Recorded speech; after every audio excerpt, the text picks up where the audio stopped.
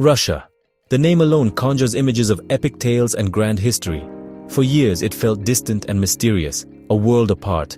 But to truly know a place, you must walk its streets and meet its people. So I set out to see the Russia of today, a country both ancient and new. My journey. Travel between Moscow and St. Petersburg, Russia's two greatest cities. Moscow is the heart, pulsing with history. St. Petersburg, the soul, dreaming in art and empire. But what truly called to me were the people, their stories, their lives.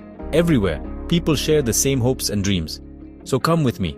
Let's leave old ideas behind and be open to wonder. We'll walk grand squares, taste new foods, and listen to the rolling sounds of Russian. It's a chance to see a Russia that is warm, welcoming, and unforgettable. Let's begin. Will you join me? Let's go. Arriving in Moscow, the city's scale and energy hit me immediately. My first stop, Red Square, bigger and more breathtaking than any photo. Surrounded by history, I stood between the State Historical Museum and the glittering gum department store. And there it was, St. Basil's Cathedral, its dome swirling with color, like a fairy tale come to life. I watched guards at the tomb of the unknown soldier, families taking photos, couples holding hands. Red Square isn't just a tourist spot, it's Moscow's living heart, where past and present meet. As evening fell, the Kremlin walls glowed, and St. Basil's domes shone from within. I sat on a bench, soaking in the crisp air and the city's unique symphony of sounds. This was the Moscow I dreamed of, powerful, beautiful, dramatic. Leaving the square, I wandered grand avenues and hidden courtyards.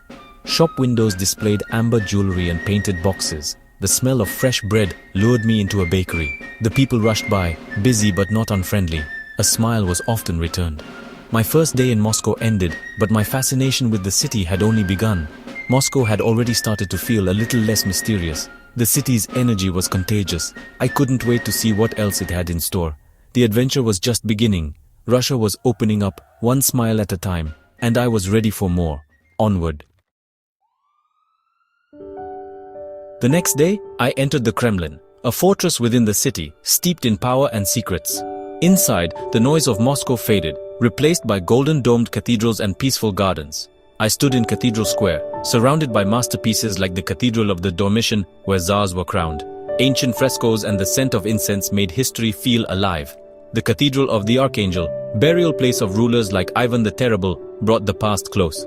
The armory chamber was a treasure chest, coronation dresses, jewel-encrusted carriages, and Fabergé eggs. Each artifact told a story of artistry and opulence. Yet the Kremlin isn't just a relic, it's still a seat of power, with guards and official cars. As I left, I felt I'd glimpsed Moscow's heart, its fortress, its treasures, its enduring story. Russia's story was just getting started. On to the next chapter. Let's keep exploring. Moscow is more than its famous landmarks. Its soul is found in art and everyday life. At the Tretyakov Gallery, I wandered through Russia's story in paintings, portraits, landscapes, and dramatic scenes. Each canvas revealed a piece of the nation's spirit. Then, Gorky Park, a sunny, lively escape along the Moskva River. People biked, picnicked, and relaxed, modern Moscow at play. I savored an ice cream, watching the world go by. The Moscow Metro was next, an underground palace with stations adorned by chandeliers, mosaics, and statues.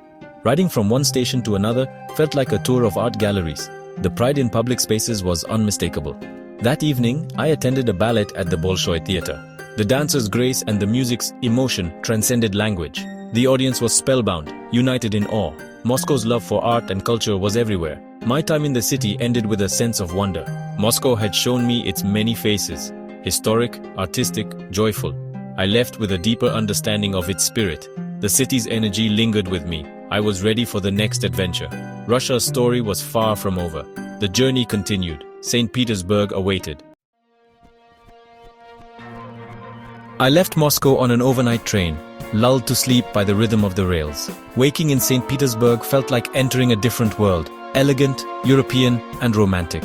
The city's pastel buildings and grand avenues reflected its founder's dream, a window to Europe. Walking Nevsky Prospect, I was swept up in the energy. Historic cathedrals, bustling bookshops, and street musicians. Artists sketched the city's charm. It felt like a living work of art. St. Petersburg's canals earned it the name Venice of the North. A boat tour revealed the city's grace from the water, gliding under bridges and past palaces. The Church of the Savior on Spilled Blood stood out, a riot of color and history. its mosaics sparkling like jewels. Inside, every inch was covered in intricate detail, a breathtaking transformation of a place marked by tragedy. The city's beauty was everywhere, from the Neva River to the smallest canal. St. Petersburg felt lighter, more poetic than Moscow. Its history was written in stone and water. I was enchanted by its elegance. The city invited exploration at every turn. Each street promised a new discovery. I couldn't wait to see what lay ahead. St. Petersburg was a dream come true. The adventure was only deepening. Russia's soul was opening up. St. Petersburg is a city of palaces built to rival Europe's greatest. Peterhof Palace, the Russian Versailles, dazzled with golden statues and playful fountains designed by Peter the Great himself. The gardens were vast, filled with surprises, jets of water that made everyone laugh, a glimpse into royal life centuries ago. The palace's magic was in its gardens and the joy they inspired. Back in the city, the Yusupov Palace revealed a darker tale, the site of Rasputin's infamous murder. Its opulent rooms and miniature theater spoke of the family's immense wealth. Another day, I visited the Catherine Palace in Tsarskoye Selo, its sky-blue facade like a fairy tale. Inside, the recreated amber room glowed with warm golden light, a symbol of Russia's resilience and dedication to its heritage. Each palace told a story of ambition, artistry, and survival. St. Petersburg's waterways and palaces were windows into the past. The city's grandeur was matched only by its spirit. Every visit deepened my appreciation. Russia's history felt alive in these halls and gardens. The beauty was overwhelming. I left each palace with a sense of awe. The journey through St. Petersburg was unforgettable, and there was still more to see. No trip to St. Petersburg is complete without the State Hermitage Museum. Housed in the Winter Palace, the Hermitage is a universe of art and history. Its grand marble staircases and opulent rooms are as impressive as the masterpieces they contain. I wandered, letting the museum reveal its secrets, knowing I could never see it all. The peacock clock, the malachite room, the pavilion hall, each space was a marvel. The art collection is legendary. Da Vinci, Rembrandt, Monet, Renoir, Degas. Standing before these works, I felt the sweep of human creativity across centuries.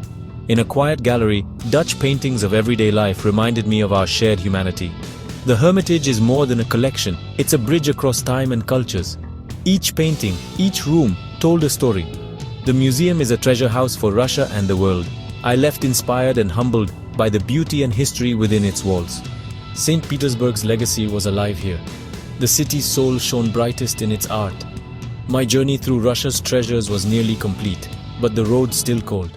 There was more to discover beyond the cities. To see the Russia between the cities, I drove the ancient M10 highway. The landscape shifted from grand palaces to endless birch forests and quiet villages. In Veliki Novgorod, older than Moscow, I found a peaceful Kremlin and the ancient cathedral of St. Sophia. The city's calm and spiritual atmosphere offered a different side of Russian history, one of merchants and democracy. A roadside cafe stop brought warm borscht, rye bread, and a heartfelt conversation with the owner. These small moments of connection revealed the true warmth of Russia's people. In Tver, on the Volga River, I strolled the embankment as the sun set. Families walked, fishermen waited, and life moved at a gentle pace. The journey between Moscow and St. Petersburg was more than distance. It was a tapestry of places and people. Each stop added a new thread to my understanding of Russia. The heartland was as rich in stories as the cities. I felt the country's vastness and its intimacy. The road was a journey through Russia's soul. Every encounter mattered. The adventure was almost at its end, but the memories would last. As my journey ended, I reflected on all I'd seen and felt. Russia revealed itself in contrasts: solemn history, joyful parks, imperial grandeur, and simple hospitality. The greatest treasure was the people, the smiling soup seller, the passionate guide, the graceful dancers. These encounters showed me Russia's true spirit: resilient, proud, quietly warm. This trip taught me not to judge a country by headlines or history books. We must go, see, and connect for ourselves. Beauty and kindness are everywhere, often in unexpected places. Russia stays with you. Its landscapes, history, and art leave a lasting mark.